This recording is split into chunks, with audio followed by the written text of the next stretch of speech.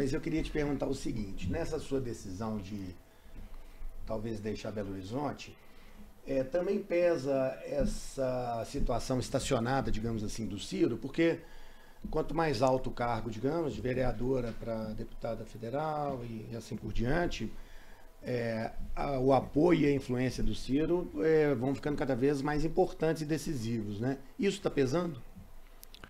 Não é o que pesa, não. O que pesa, para mim, como eu bem disse, são 3 pontos importantes. Primeiro, as ameaças de morte que sofri. Segundo, a minha segurança. E terceiro, onde a gente pode contribuir mais com a cidade. Se é na esfera como vereadora ou, por exemplo, deputada federal ou senadora, né? Então, acho que é isso que pesa. A candidatura do Ciro ela tem crescido. Na última pesquisa, ela ficou com 13 pontos, 14 pontos, né? Eu acho que nós temos que garantir Eu sou uma pessoa que é do campo, nós temos que avançar enquanto campo, né? Nós temos um contexto de necropolítica e temos que avançar enquanto campo. E a candidatura dele eu penso que é importante, porque a gente disputa não é só voto, a gente disputa consciência. E uma disputa eleitoral, ela é importante para você apresentar projetos sobre o Brasil. Mas se falar isso para o Ciro, ele não vai concordar, não. Eu não posso responder por ele. Consciência, eu acho que o Ciro quer ser presidente. Não, lógico que esse candidato quer. E ele está com 14 pontos, né, gente? Então, fôlego ele tem. Ele foi o terceiro mais votado na última eleição. Tem um histórico na política admirável e invejável. É hoje o candidato mais preparado, isso é indiscutível. Agora, não basta preparo. A conjuntura política é o que mais diz. Então nós vamos ver, uma coisa é a política nuvem, muda a cada tempo. Uma coisa essa é hoje. Essa é nova. A política é nuvem, muda a coisa. Hoje, ele está com 14 pontos, mas uma coisa daqui a 3 meses. Né? Pois é. A senhora, vou atropelá-la, Márcia. A senhora falou do Ciro e pegando um pouquinho do gancho da última pergunta do Beni e nessa fala da senhora de avançar em bloco, de acreditar no avanço do campo. A senhora está à esquerda, tanto que antes do PDT esteve no PSOL. Mas o Ciro, ele não descarta conversar com figuras mais do centro à direita, ali, o PSD, por exemplo. Como é que é isso para a senhora? Olha, a conjuntura é o mais importante, né? Nós não estamos discutindo o Grêmio, a conquista de um Grêmio, nós estamos discutindo um país.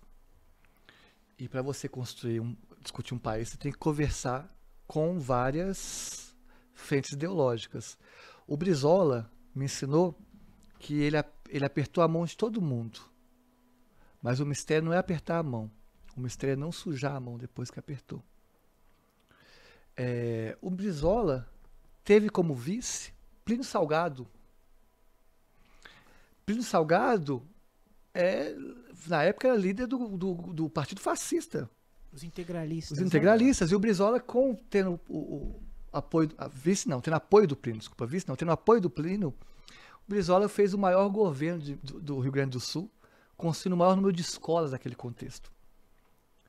Então, não é por esse caminho. A questão é o programa. Qual que é o programa que vai se apresentar? O programa hoje do Ciro, o programa econômico, é o programa mais à esquerda. Ele está dizendo que vai revogar a reforma trabalhista. Foi o único candidato à presidência que disse que vai revogar a reforma trabalhista, que é um tema central para nós trabalhadores. Ele disse que vai revogar as reformas do governo Temer, fundamental para nós. Foi o único candidato à presidência que comentou sobre a Serra do Curral. Agora, pois foi a senhora que levou esse tema para ele lá? Levei também, desde o ano passado a gente está discutindo, ele sabe desse programa, né? Agora, mas te respondendo detalhadamente, especificamente sobre essa questão do campo, o Lula escolheu como vice o Alckmin, por exemplo, né? Então, o pessoal está lá apoiando a candidatura do Lula. Nós estamos discutindo aqui agora o Brasil na sua maior crise da sua história. O que estou discutindo é a minha vida. A reeleição do governo Bolsonaro pode significar a minha morte. Seja que as ameaças me assassinem de fato, seja por meio de um suicídio, ou seja por meio da violência na rua. E quando eu falo minha, é dos grupos do qual eu faço parte também. Então é uma eleição de vida ou morte. Nós temos que eleger alguém do campo progressista. Que seja o Ciro, que seja o Lula, que seja alguém do campo progressista. A minha preferência hoje é pelo Ciro Gomes, porque é, no ponto de vista econômico, o mandato, a postura mais à esquerda. Mas temos 3 meses ainda para discutir. Ainda é muito precoce para a gente tomar uma posição, né? Política, como eu disse, é nuvem, mas é uma política, é eleição de vida ou morte e inclui o grupo a que faz parte nesse cenário. Fazendo referência a esse grupo, né, das travestis e pessoas trans, vereador, a gente fez uma série, Bonequinhos, falando como é a vida das travestis em Belo Horizonte, né? Inclusive, a gente entrevistou a Amanda, que é a sua assessora parlamentar, que nos ajudou, né, nas ruas para fazer o contato com as meninas. E eu gostaria que a senhora pudesse falar da questão da segurança das travestis, né?